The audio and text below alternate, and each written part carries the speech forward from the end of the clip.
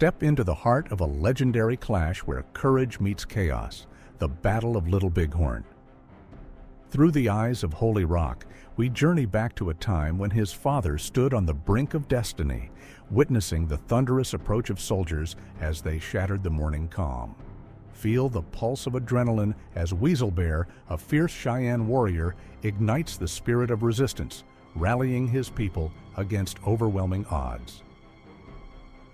And brace yourself for the electrifying account of Drags the Rope, a young warrior whose heart races as he navigates the battlefield, embodying the raw determination and bravery of his kin. These first-hand narratives intertwine to create an unforgettable tapestry of heroism, sacrifice, and survival. As you dive into their stories, prepare for an emotional roller coaster that will leave you breathless and yearning for more. This is not just history. It's a powerful testament to the indomitable spirit of those who fought for their land and legacy. Get ready to feel every heartbeat, every bullet whizzing by, and every moment that defines what it truly means to be a warrior. But before we begin, be sure to like and subscribe to our channel to support our community. At the time of the battle, my father was about 10 or 11 years old. The camp he was in was the furthest south along the river. The other camps were to the north, where Major Reno had been assigned to attack.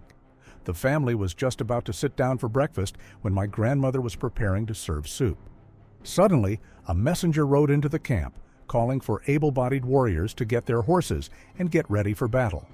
Soldiers were nearby. At that age, my father's curiosity took over. His hunger vanished, replaced by excitement. He dashed out of the teepee and saw a line of horsemen on the ridge. In that first glance, he noticed one of them carrying something that was waving in the breeze. His mother came out and saw what he saw. She told him, "Son, go get the mare that's tied up. Bring her toward the river." So my father ran west toward the camp. Most of their horses were grazing there, both west and south of where they were camped. His family had one mare with a little bell around her neck, probably a sheep bell. She was tied up so she couldn't wander far, and all the other family horses stayed close to her. He ran over, loosened the rawhide thong, and threw a couple of loops around her nose and one over her ears. But she was a tall horse, what we would call tasunki in Lakota. She looked like a white man's horse and was built like one too. My dad struggled to climb onto her back as gunfire began. The sound of rifle shots filled the air, and horses began running everywhere because of the noise from the guns. My father couldn't find anything nearby to help him get high enough to mount the mare. He even tried climbing up her leg like a monkey, but she wouldn't stay still. She started moving around because she was getting scared too. Just then, a bunch of horses stampeded past him. As they raced by, the mare jerked away from him and ran with them. With nothing more he could do, he turned and ran back toward camp. When he reached the camp circle, everyone was gone. He rushed to his parents' teepee, but found it empty. Remembering his mother's advice to head toward the river, he started running across the camp circle in that direction. He heard something behind him and turned to see a line of men, some kneeling and some standing, pointing guns right at him. But he didn't stop. He kept running. As he ran, he could hear bullets whizzing by like angry bees buzzing around him. He spotted some small brush nearby and threw himself into it for cover. Above him, it sounded like a hailstorm as bullets rained down. They must have been trying to hit him. That moment made me angry as a boy. Why did they have to do that? He wasn't a soldier. He wasn't a warrior. This began to shape my feelings about what he went through. It was just a spontaneous reaction of sympathy and anger that made me develop a strong dislike for white people. For warriors, it was different. They were protectors, so it made sense that they would be ready to fight and die if needed. But when battles turned against children or those who couldn't fight, like women or babies, that felt wrong. Even in battle's heat, where excitement runs high, soldiers should still show humanity. If they see a woman running away, they shouldn't shoot at her. But I guess they had their orders. General Sheridan would remind new recruits preparing for Indian fighting.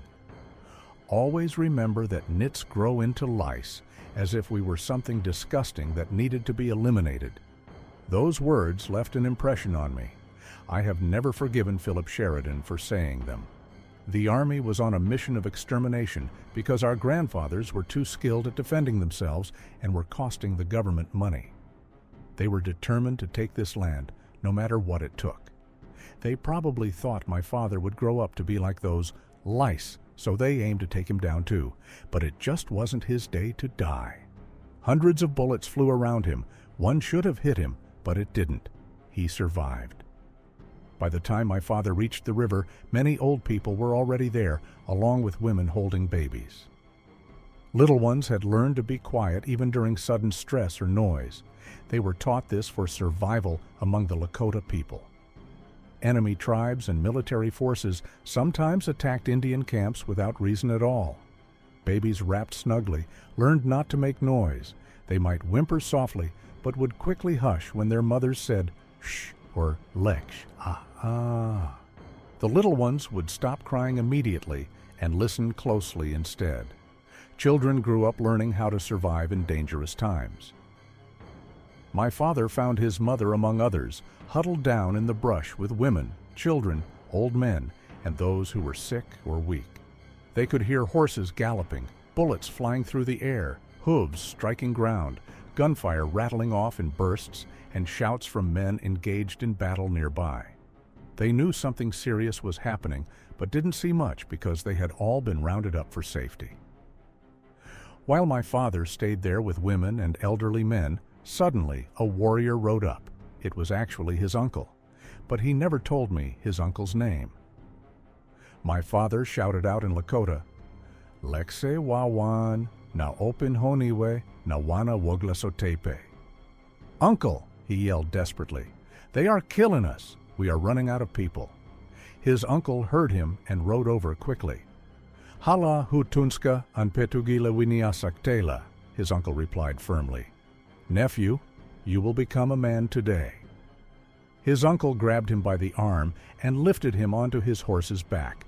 My father was going to ride into battle with his uncle when his mother clung tightly to his leg and wouldn't let him go. She had given birth to 2 children, himself and a sister, who had died young, so now he was her only living child. She cried and begged him not to go because he was too young for such danger. Seeing her distress made his uncle put him down again. He often wondered what might have happened if his mother hadn't intervened. Perhaps he would have been killed in battle that day instead of surviving safely at home with her love surrounding him. His uncle told him there was a group of soldiers trapped on a hill who were preparing for one final charge against them. He wanted my father to experience becoming a man at just 10 or 11 years old. But sadly, my grandmother intervened again, and he never got that chance. When the battle ended, some historians claim there was great celebration and dancing among warriors. But my father said that wasn't true at all. Many warriors lost their lives in that fight, while many more were wounded as well, and some women and children had also been killed during Reno's attack.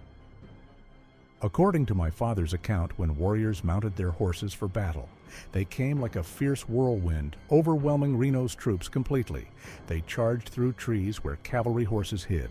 But warriors' assaults were so sudden that many soldiers missed their mounts or found their horses stampeding away from them in panic. As a result, numerous soldiers ended up on foot, while those who managed to get mounted had no time to organize themselves or defend against attacks. They were all focused on saving their own lives as tides turned favorably toward warriors, fighting fiercely for their survival. His uncle told my father many soldiers shouted desperately for help from fellow comrades facing danger alone, while others dropped weapons during chaos, finding themselves defenseless, while calling out assistance from fellow soldiers who also tried desperately saving themselves from harm instead.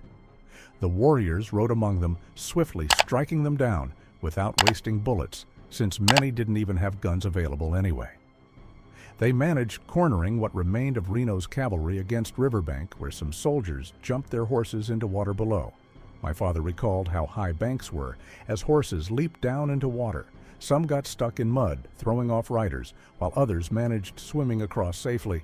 But reaching other side faced another challenge, as steep banks required some soldiers dismounting, crawling up from below. I hope this first-hand account gives you a new perspective on the Battle of Little Bighorn and the Great Sioux War of 1876. Stay tuned for more videos like this. I hope to bring you more first-hand accounts of different battles, so have a great day, and I'll see you next time.